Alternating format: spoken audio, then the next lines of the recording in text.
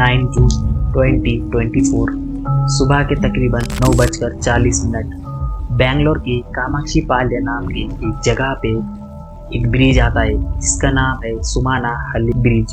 वहां से एक डिलीवरी बॉय जा रहा था जिसे वहां पे एक लाश दिखती है। कोई भी इंसान इसको देखकर घबरा जाएगा, बट उसने इसके बारे में वहां के लोकल पुलिस को इन्फॉर्म किया। कुछ देर बाद पुलिस के पहुंचते ही वो भी लाश को देखकर चौंक जाते हैं। पुलिस तुरंत ही उस लाश को लेकर फॉरेंसिक पहुंचती है एंड इस इन्वेस्टिगेशन स्टार्ट होती है।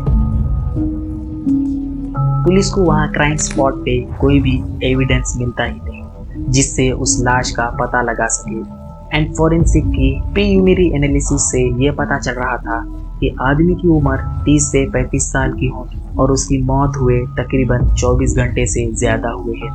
तब पुलिस वाले आसपास के सभी पुलिस स्टेशन में इन्फॉर्म करते हैं एंड इसकी कोई गुमशुदा रिपोर्ट दर्ज हुई है ये पता लगाते हैं।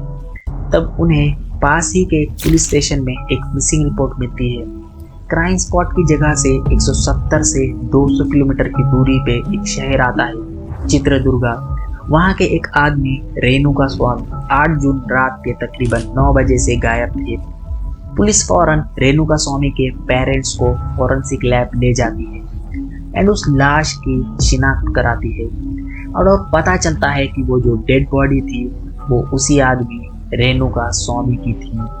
उसके पेरेंट्स को बिल्कुल भी समझ नहीं आ रहा था कि ये क्या हो रहा है। रेणुका स्वामी अपोलो फार्मेसी की एक मेडिकल शॉप पे जॉब करता था और रोज की तरह 8 जून को भी वो उसी काम पर गया हुआ था। बट उसी दिन रात 9 बजे से उसका फोन बंद आ रहा था। रेणुका स्वामी एक मिडिल क्लास आदमी था। वो अपने पेरेंट्स और अपनी 5 मंथ प्रेग्नेंट वाइफ के साथ रहता था। मतलब उसकी लाइफ ऐसी ही मेरी और आपकी तरह ही थी। ज्यादा कुछ था नहीं उसकी लाइफ में, एकदम बोरिंग एंड सिंपल सी लाइफ थी। बट उसकी मौत हुई कैसे थी ये पता सिर्फ पोस्टमार्टम रिपोर्ट से ही मिल सकता था। एंड पोस्टमार्टम रिपोर्ट आई और वो काफी भयानक थी। रेणुका स्वामी को पीट कर मारा गया था, उसकी जुबान को काट दिया गया था और तो और उसके जबड़े को भी तोड़ दिया गया था। आखिर रेणुका स्वामी की किससे इतनी बड़ी दुश्मनी हो सकती है? उसके पास इतने पैसे भी नहीं थे जिससे उसके दुश्मन बन सके। मीडिया भी इस केस पर ज्यादा ध्यान नहीं दे रही थी। बट अगले दिन 10 जून को 3 लोग रेणुका स्वामी के मर्डर केस में खुद को सरेंडर करते हैं। अब यहाँ से ये केस एक बहुत बड़ा टर्न लेने वाला था।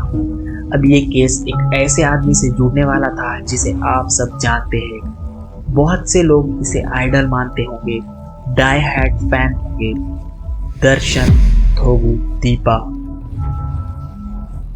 Welcome everyone, my name is Sarfaraz and now you watching the case of Darshan थोगू Deepa.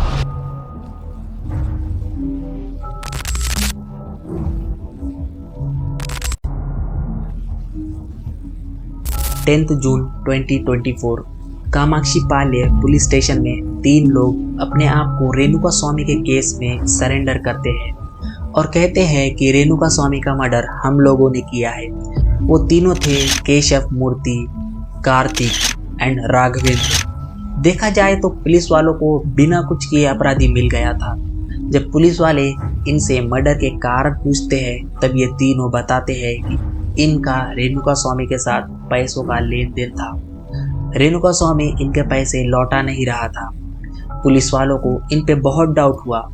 उनको ये बातें हजम नहीं हुई, इसीलिए पुलिस वालों ने इनके कॉल रिकॉर्ड्स को चेक किया, इनकी जानकारी निकालना स्टार्ट कर दी।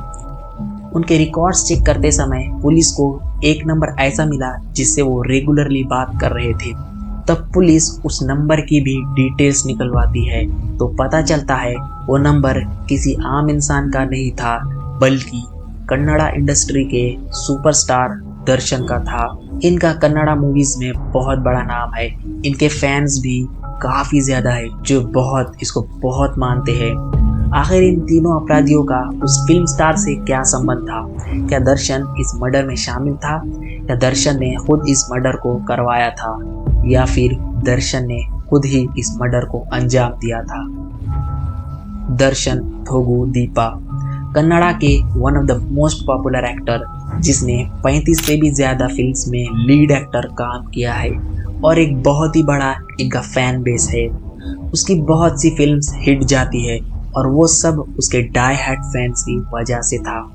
इन 2003 में दर्शन ने विजय लक्ष्मी नाम की औरत से शादी की थी। इनका काफ़ी वक्त तक सही जा रहा था और इनका एक बेटा भी हो गया था, लेकिन आगे इनके बीच झगड़े होने लग गए थे।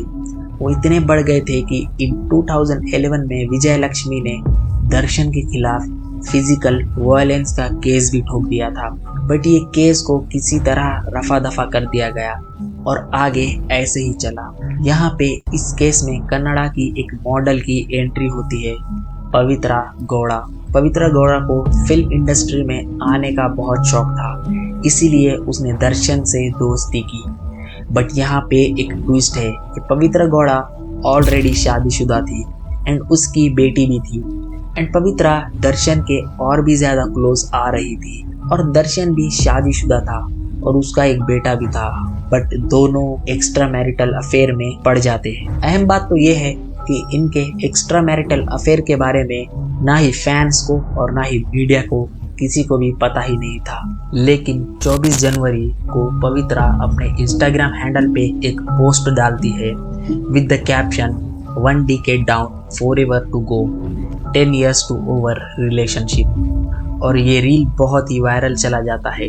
इससे दर्शन के फैंस को पता चल जाता है कि दर्शन ने अपनी वाइफ के साथ चीट किया पवित्रा गौड़ा के साथ एक्स्ट्रा मैरिटल अफेयर करके। इस पोस्ट की वजह से सभी फैंस विजय लक्ष्मी को ही सपोर्ट कर रहे थे एंड वही फैंस जो हार्डकोर फैन पवित्रा गौड़ा को ब्लेम करने लग गए थे कि उनकी वजह से दर्शन के परिवार टूट गया था, और उनके ही फैंस पवित्रा गौड़ा को बहुत ही गंदे गंदे कमेंट्स करने लग गए थे। और उन्हीं हेट कमेंटर्स में से एक कमेंटर था रेणुका स्वामी। वो दर्शन का बहुत बड़ा फैन था, उसको बहुत मानता था और वो उसकी हर मूवी को फर्स्ट डे फर्स्ट शो देखने जाता था। वो भी उसको अपना एक आइडल मानता था, उसका बहुत बड़ा फैन था। रेणुका स्वामी अपनी एक फेक आईडी बना के रेड्डी 2205 अकाउंट से पवित्रा गौड़ा को बहुत ही गंदे गंदे कमेंट्स करता है और वो कमेंट्स में ये कहता है कि तुम जैसी औरतों की वजह से ही हमारे भगवान का घर उजड़ जाता है। तुम जैसी औरत सिर्फ साइड चेक बनने के लायक हो, हमारे बॉस की वाइफ बनने के लायक तो बिल्कुल भी नहीं। और पवित्रा ये सारे कमेंट्स पढ़ा करती थी। अब इन चीज़ों से पवित्रा गौड़ा बहुत ज़्यादा परेशान रहने लग गई थी और ये बात दर्शन से बार बार कहती थी कि तुम्हारे फैंस हमारे रिश्ते की वजह से हेट करते हैं, तुम उनका कुछ करते क्यों नहीं। दर्शन पहले तो इन बातों को सीरियसली नहीं लेता था, वो अपने काम में ही बहुत मसरूफ रहता था। बट 28 में 24 को पवित्रा के इंस्टाग्राम अकाउंट पे कुछ न्यूड्स सेंड किए जाते हैं, वो भी रेड्डी 2205 के अकाउंट से ही। एंड वो कहता है कि क्या ये तुम्हारे हीरो से ज़्यादा मजबूत है। आप लोग समझ ही सकते हैं कि वो क्या कहना चाह रहा है। ये बहुत ज़्यादा वल्गर है। मैं इसीलिए बता रहा हूँ कि कोई भी दूध का दूल्हा नहीं होता है, ताली एक हाथ से कभी बचती ही नहीं है। पवित्रा गौड़ा इस चीज़ से बहुत ज़्यादा गुस्सा हो जाती है और दर्शन से जाके ये कहती है कि देखो तुम्हारे फैन ने मुझे ये भेजा है। दर्शन को पहले तो बहुत बुरा लगा, बट दर्शन ने फिर कोई भी एक्शन नहीं लिया। लेकिन पवित्रा दर्शन को बार बार बोल रही थी, बार बार प्रवोक कर रही थी कि एक्शन लो, और दर्शन मजबूरन पता लगाने लग जाता है। दर्शन अपने एक सिक्योरिटी गार्ड से एक लड़की का फेक अकाउंट बनाने कहता है और रेड्डी 2205 अकाउंट के बारे में पता लगाने भी कहता है। सामने वाला लड़की की प्रोफाइल पिक देख के ही फॉलो रिक्वेस्ट एक्सेप्ट कर लेता है और उससे बातचीत करना स्टार्ट कर देता है, और बातचीत में ही अपना नाम और एड्रेस सब बता भी देता है। और इससे दर्शन को पता चल जाता है कि वो आदमी जो पवित्रा गौड़ा को गंदे गंदे कमेंट कर रहा था वो कौन था। वो था रेणुका स्वामी, जो कर्नाटका के चित्रदुर्गा में ही रहता था। दर्शन के कई सारे फैन क्लब्स हैं और उन्हीं में से एक फैन क्लब चित्रदुर्गा में भी था, और उस फैन क्लब का प्रेसिडेंट राघवेंद्र था। वो उन्हीं 3 लोगों में से एक है जो पुलिस स्टेशन में खुद को सरेंडर होने आया था। और उसको वो कॉल करके ये बताता है कि तुम्हें इस आदमी को किडनैप करके बेंगलोर लाना है। इस काम के लिए मैं तुम्हें 30 लाख रुपए दूंगा। अब राघवेंद्र अपने दोस्तों को लेके रेणुका स्वामी का पता लगाने लगता है और उससे बात करता है कि हम तुम्हें दर्शन से मिलाएंगे, तो क्या तुम हमारे साथ बेंगलोर आ सकते हो। और रेणुका स्वामी था दर्शन का बहुत बड़ा फैन, बहुत बड़ा भक्त, तो वो कुछ सोचे समझे बिना ही हाँ कह देता है। नाउ 8 जून 2024 रेणुका स्वामी अपना सब काम खत्म करके अपनी मॉम को कॉल लगाता है और वो कहता है कि आप लोग खाना खा के सो जाइए, मुझे थोड़ा काम है इसीलिए मैं बेंगलोर जा रहा हूँ। और वो उन लोगों के साथ चला जाता है। वो एक टोल नाके पे से जाते हुए दिखाई भी देता है। वो बेंगलुरु तो पहुंच जाते हैं। वो लोग रेणुका स्वामी को उसी शेड में ले जाते हैं जो बेंगलुरु के आरआर नगर में लोकेटेड था। वहां पहुंचते ही रेणुका स्वामी को बहुत ज्यादा दारू पिलाई जाती है और फिर उसको वहां पे रस्सी से बांध कर रखा जाता है। एंड वो लोग दर्शन को फिर कॉल करते हैं और उसे बताते हैं कि हमने उसको आपके शेड में बांध कर रखा है। अब तकरीबन रात के 3:30 बजे दर्शन पवित्रा गौड़ा के साथ अपनी ही जीप में उस जगह पर पहुंच जाता है। वहां पहुंचने के बाद दर्शन अपने ही बेल्ट से उसको बहुत ही बेरहमी से मारता है और पवित्रा गौड़ा भी अपनी चप्पल से उसे बहुत मारती है और बाकी सब लोग भी उसे मारते हैं तब तक जब तक वो बेहोश ना हो जाए। और तो और जब वो बेहोश हो जाता था उसको इलेक्ट्रिक शॉक देकर उसे जगाया जाता था और ऐसे ही उन लोगों ने उसके साथ ऐसा 4 बार करा था। कुछ न्यूज़ आर्टिकल के मुताबिक उन लोगों ने रेणुका स्वामी का अपोलॉजी वीडियो भी बनाया था जिसमें वो रेणुका स्वामी से माफ़ी मंगवा रहे थे और उसके बाद रेणुका स्वामी की जीप काट दी जाती है और उसको तब तक मारते हैं जब तक वो दम ना तोड़ दे। ये सब होने के बाद दर्शन अपने फैन क्लब के उन्हीं मेंबर्स को ये जुर्म अपने सर लेने को कहता है और इसके बदले मैं तुम्हें बहुत सारे पैसे दूंगा, ये सब कहता है। According to the inside details, 30 lakh rupees was paid to cover up the crime. So the accused Nagraj apparently had transported the body according to the copy. Body was taken in a Scorpio car. The victim's phone was thrown away in a storm drain. The clothes were thrown at RR Nagar. और ये तीनों दर्शन के बहुत बड़े fans थे and कुछ भी करने को तैयार थे।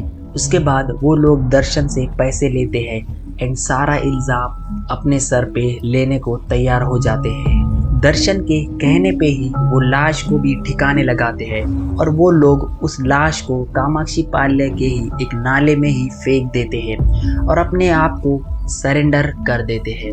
इसके बाद का तो आप सबको पता ही है कैसे वो तीनों सरेंडर करते हैं और पुलिस आगे कैसे इन्वेस्टिगेट करती है।